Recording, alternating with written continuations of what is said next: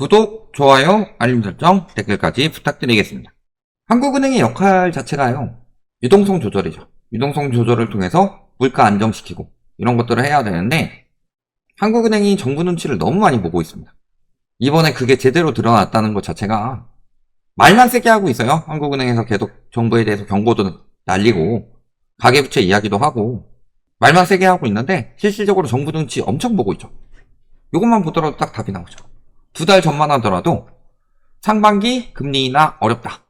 말이 좋아 상반기 금리 인하 어렵다지 하반기 할 것처럼 이야기를 했죠. 언론에서도 그렇게 많이 떠들도록 이야기를 했고, 근데 총선 끝나자마자 나온 이야기가 뭐다? 하반기도 어렵다. 하반기 어렵다고 했는데 지금 증권가 이런 데서는 무조건 한두 차례 한다고 그래요. 근데 솔직히 지금 물가 추세라면 하반기도 어렵죠. 어려운 상황이죠. 왜냐하면 지금 한두 번밖에 금리 못 내린다. 많이 내려봐야 한두 번이라는 소리고 실질적으로 한두 번도 내리기 힘든 상황이 될 수가 있죠. 어떤 부분에서? 물가 부분에서. 언론 같은 경우는 항상 금리 인하를 이야기를 해요. 지금도 보시면은 언론에서 금리 인하에 대해서 굉장히 강조를 하죠. 왜 그럴까요? 결국에는 다 같이 돈을 버는 게 아니라 일부가 돈을 벌기 위해서, 일부 돈이 많은 사람들이 돈을 벌기 위해 유리한 장은요, 위험자산 장입니다. 주식도 그렇고 코인도 그렇고 부동산도 그런데, 예를 들어 집값 올라서 내가 돈 벌었다고 생각해 봅시다. 돈 벌었어요. 내가 내 집 마련해가지고 5억짜리 집이 10억이 됐어요. 5억 번 거 같죠. 근데 팔기 전까지 내 돈 아니에요. 세금만 올라가지. 근데 그만큼 올라가면 1주택자한테 뭐가 좋아요? 팔기 전까지? 기분이 좋죠. 기분 좋은 거 외에 없다. 근데 다주택자들 같은 경우는 어떨까요? 5억짜리 집을 10채를 산 사람들. 이런 사람들은 다 10억씩 됐다고 하면은 몇 개 한 8, 9억에 팔더라도 수억씩 남는 장사가 되는 거죠.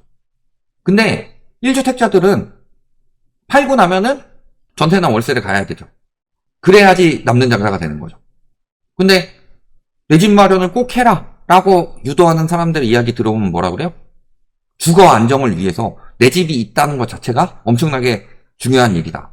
그러면서 그 안정감 때문에 내 집 마련 할 수밖에 없다. 실거주들은 그래서 지금 당장 할 때다. 이런 식으로 이야기하죠.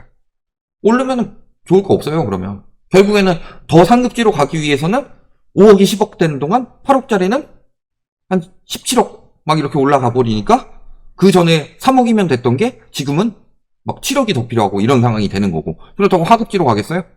계속 이런 식으로만 이야기를 하는 거죠. 그러면은 위험자산으로 자금이 흘러들어가기 위해서는 금리가 내려가야 되죠. 예를 들어서 예금을 했는데 금리가 한 4%, 5% 나온다고 생각을 해봅시다. 주식 수익률이 4%예요. 그렇다고 가정을 했을 때 예금 금리가 3%면은 사람들이 주식시장으로 흘러 들어가겠죠. 손실 날 수도 있지만 그래도 평균적으로 4% 정도 수익을 보기 때문에. 그런데 예금 금리가 5%까지 올라간다고 생각을 하면 어떻게 되죠? 주식시장에 있는 자금이 예적금으로 흘러 들어가죠. 그러면은 예적금으로 사람들이 차근차근 돈을 쌓게 되는 방법은 단기적으로 봤을 때는 투기하는 사람들이 큰 돈 만지기 쉽지 않죠. 그런 거고, 실질적으로 집값이 올라가게 돼서 그 투기꾼들이 돈을 더 잘 번다. 언론에서 이런 걸 부추긴다기보다 건설사들이 분양가를 올릴 수 있는 계기가 되죠. 지금 원자재비 올라가서 분양가 올려야 되는 것처럼 자연스럽게 말하고 있지만 실질적으로 2015년부터 코로나 때까지 굉장히 저성장, 저물가 시대에 분양가는 2배 가까이 올랐습니다. 그 시대에도. 이런 부분들 보시면은 지금 말하는 것들이 일단 분양가를 올려놓고 거기에 끼워서 이유를 만들어내는 그런 상황밖에 되지 않는다는 거죠. 그러니까 자꾸 금리 인하 한다. 금리 곧 내릴 것이다. 이런 식으로 이야기를 하는 거고, 여기서도 이야기한 거 보면 어때요? 충분히 장기간을 삭제해서 충분히라는 말만 했다고 해서 비둘기적으로 이야기를 하지만요. 왜냐면 하반기 할 수도 있으니까. 충분히 장기간 6개월, 1년 넘어간다는 소리죠. 근데 하반기 할 수도 있으니까 장기간이라는 부분만 뺀 거지. 실질적으로 한국은행에서 이야기한 부분이 뭐예요?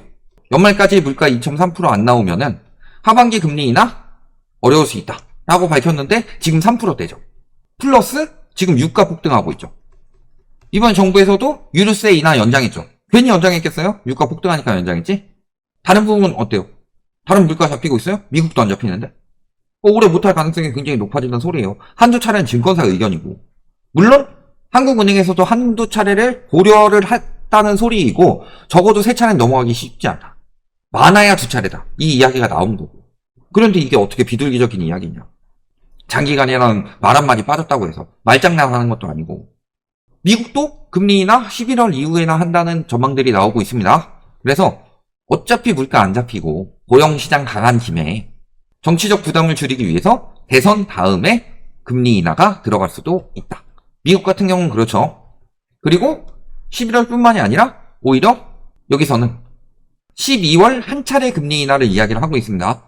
분명 작년 12월 그리고 올해 3월까지만 하더라도 세 차례 금리 인하 이야기가 나왔고 작년 12월 세 차례 금리 인하 이야기했을 때 시장에서는 6차례를 이야기를 했어요. 근데 지금은 3월에 연준에서 세 차례를 인하하더라도 시장에서는 한 차례만 이야기를 하고 있다. 얼마나 지금 심각해진 상황이냐. 그래서 국채금리는 폭등하고 있고 미국 같은 경우. 그리고 JP모건에서는 8% 인상을 할 수도 있다. 물론 8% 인상할 수도 있고 2%까지 떨어뜨릴 수도 있다. 최악의 극단적인 상황까지 전망을 했지만 저런 이야기가 나온다는 것 자체가 지금 상황이 좋지 않다는 거죠. 그러면은 우리나라 증권사들의 자체 전망 말고 해외 전망을 좀 봐야 되잖아요. 해외에서도 우리나라에 대해서 경고를 굉장히 많이 했습니다. DSR 강화해라. DSR 강화라고 했을 때 정부에서 특례 보금자리론 풀었죠. 그 다음에 보유세 강화해라 라고 했을 때 보유세 완화했죠. 이거 다 IMF나 이런 데서 경고를 했던 부분인데 반대로 가고 있었어요. 그러니까 우리나라 경제는 더 안 좋아지는 거고. 환율이 왜 튀겠어요? 주식시장에 외국인 자본 들어온다는데 왜 환율이 튈까요? 그 외적으로 외국인 자본이 빠져나간다는 소리죠. 주식이 아니라 예를 들어 자체적으로 외국 큰손이 투자를 한다든가 외국 기업이 한국 기업에 투자를 한다든가 혹은 한국 기업에 투자를 하려고 남겨뒀던 돈을 달러로 환전해서 빼가고 있다는 소리죠. 그러니까 환율이 튀는 거죠. 그러니까 실질적으로 주식시장에 흘러들어온다 요거보다 환율 지표를 봐야 돼요. 외국인들에게 더 이상 한국이 매력적인 나라가 아니다.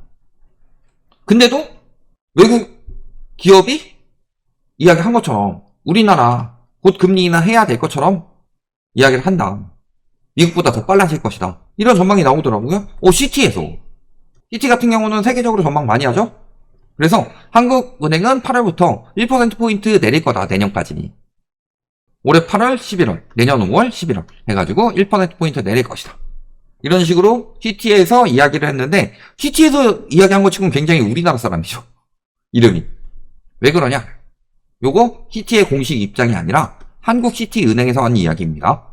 CT 공식적인 발표라면 공식적으로 나왔겠죠. 저 이코노미스트 이름으로 안 나오고. 한국 CT은행에서 일하는 모 이코노미스트를 통해서 한국 CT의 이야기인 것처럼 한국이 곧 내릴 것이다. 이런 식으로 이야기하면서 제목을 이런 식으로 뽑는다. 미국 금리 인하 안 해도 한국은 먼저 내린다. 이런 식으로. 근데 지금 상황만 보더라도 올해 연말에 2.3% 나올 것 같아요? 그거 알아요?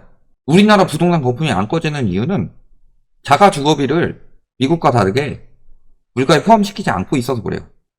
그러니까 미국 같은 경우는 오히려 집값이 어느 정도 잡히고 있는 중이죠. 그런 것까지 고려했을 때 물가 상승률이 우리나라 식으로 생각하면 조금 더 낮게 나올 것이고 반대로 우리나라 같은 경우는 경기는 침체됐는데도 부동산 안 떨어지죠. 자가 주거비 엄청나게 비싸죠.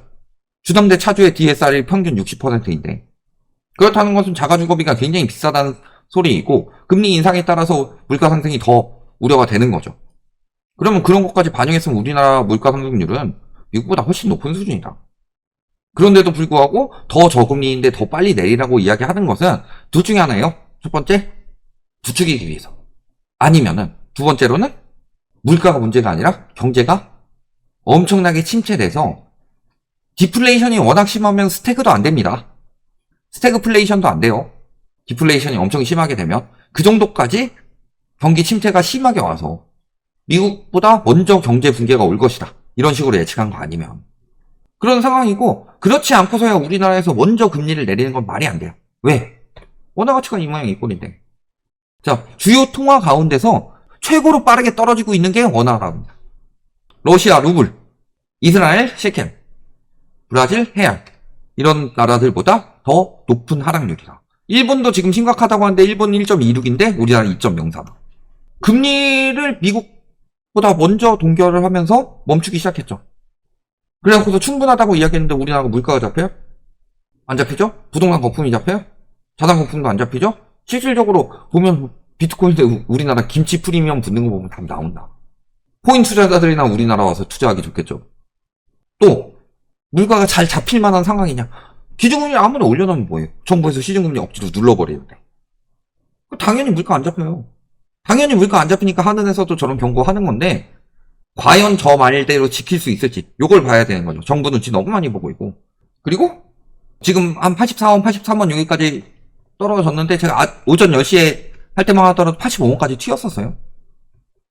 이게 뭐 지금 뭐 이란 뭐 이런 이야기 하면서 이야기하자면 요거 6개월로 뽑아서 그러고 지금 중동 전쟁 나기 전에 이미 80원, 70원대 후반 80원 찍고 70원대 후반 이런 식으로 나타나고 있었는데 이게 무슨 최근에 중동 전쟁 때문에 환율이 튀어요. 개뿔도 모르는 인간들이 이야기하는 거지. 환율은 그 전부터 튀었어요. 왜? 한국 경제가 괜찮아 보여요? 살아나고 있다는 수출이 살아나고 있는 거예요? 내수는 계속 죽어가고 있어요. 내수 계속 죽어가고 있는 이유 중에 하나는 빚이 정리가 안 되고 있기 때문이고 고금리가 장기화되는 상황이죠. IMF 총리도 고금리 장기화를 이야기를 했습니다. 그런데 빚을 정리할 생각을 안 하죠. 가계부채를 연착륙시킨다고 하고 있습니다.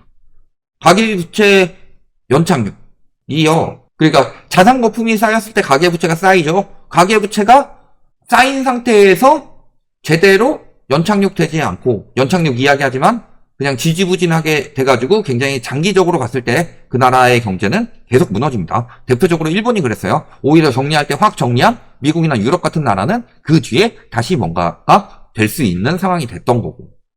근데 문제는 우리나라가 미국보다 경제가 훨씬 더 안 좋다는 이야기죠. 미국이 경제가 좋다는 게 아니고 저번에 부자 아빠 이야기했어요. 부자 아빠가 미국이 사실상 파산이다. 그 영상 올렸더니 내가 한 얘기인 것처럼 미국이 파산한다고 라이트하우스가 또 구라치네. 미국 채권 사라고 그랬어요. 영상 보시면. 말 같지도 않은 소리를 하고 있어. 꼭 영상도 안 본 인간들이 쓸데없는 소리 하고 있는데 미국 경제는 우리나라보다 그래도 굉장히 양호합니다. 우리나라는 근데도 금리 인하를 못할 수밖에 없는 이런 상황이라서 굉장히 문제가 되는 거고. 보시면 대표적으로 비교되는 게 뭐 있어요? 우리나라 3월 취업자 수는 17만 3천 명에 그쳐서 37개월 만에 최소. 37개월 전이 언제예요? 코로나 때죠. 근데 미국은 여전히 뜨거운 고용시장이다. 그런데도 불구하고 지금 고금리 유지해가지고 빨리 물가부터 잡아야 된다 이 이야기가 나오고 있죠. 그러니까 지금 CPI 발표되고 그러니까 미국 같은 경우는 채권 팔아치우고 금리 쭉쭉 올라가고 있죠. 시장에 개입을 정부에서 많이 하지 않으니까 이렇게 되는 거 아니에요. 그러니까 정부에서 긴축하려고 그러면은 따라가서 긴축이 되는 거고. 근데 우리나라는 정부에서 긴축하는 게 아니라 하늘에서 긴축하려고 그러는데 정부에서 반대를 하고 있죠. 그러니까 이 모양 이 꼴이 나오고 있는 거다. 3월 코픽스가 왜 떨어지고 있어요 지금. 왜 떨어질까요? 예금금리를 눌렀죠. 그러면 은행채를 비싸게 발행할 필요가 없어요. 은행채를 고금리로 발행할 필요가 없다. 왜? 은행채 안 나가는 만큼 예금 유치하면 되니까. 그러니까 은행채를 싸게 엄청나게 발행하는데도 공급이 엄청나게 많고 수요가 그렇게 우리나라 채권 수요가 엄청나게 많은 편이 아닌데도 불구하고 은행채가 싸게 나오고 있는 거다. 또 언제까지 버틸 수 있어요? 지금 은행권에 계속 짊어지고 있는 짐들이 굉장히 많은데. 그러니까 다 나온 거예요. 총선 전까지는 하반기에 경제가 생각보다 심각하지 않다. 주당대도 무너질 일 없다. 집값도 안 무너질 것이다. 경제도 하반기에 살아날 것이다. 금리 인하 되면. 이런 식으로 막 떠들어가지고 에헤라디아 하고 부추겼지만 실질적으로 총선 전까지 경제기사가 왠지 그렇게 안 나오더라고요. 그렇게 안 나오다가 총선 딱 끝나자마자 다 터지잖아요. 한국은행도 조용히 있다가 정부 눈치 보면서 조용히 있다가 총선 끝나니까 바로 이야기하는 게 금리 인하 못할 수도 있다. 그러니까 그 전부터 계속 요거를 알고 있었던 거예요. 하늘은. 괜히 갑자기 지금 미국 CPI 발표되고 총선 끝나고 나서 그 다음에 발표가 된 것 같냐. 잘 생각해보셔. 이 부분에 대해서 계속 경고했어요. 지금 경제가 이런데 한국은행에서 금리를 쉽게 내릴 수가 없다. 올해 3% 밑으로는 절대 떨어질 수가 없다. 이거 작년부터 계속 이야기했었죠. 그때 막 올해 3차례 내리느니 뭐 하면서 되게 하반기 시작하자마자 내리느니 다 지금 위험자산 이야기하는 사람들 다 그 얘기했었을 때 저희가 그런 얘기했었어요. 그 위험자산 부추기는 사람들 과거에 금리 오를 때 금리 얼마 안 오른다고 그랬었죠. 3% 이상 예측한데 저희밖에 없었죠. 반대로 보시면 딱 답 나와요. 개인의 영리를 위해서 혹은 회사의 영리를 위해서 악정 편향적으로 위험하게 해석하는 거랑 그 다음에 경제 상황 보고서 해석되는 거랑은 다르다. 답은 거기서 나온다. 여기까지 말씀드리겠습니다.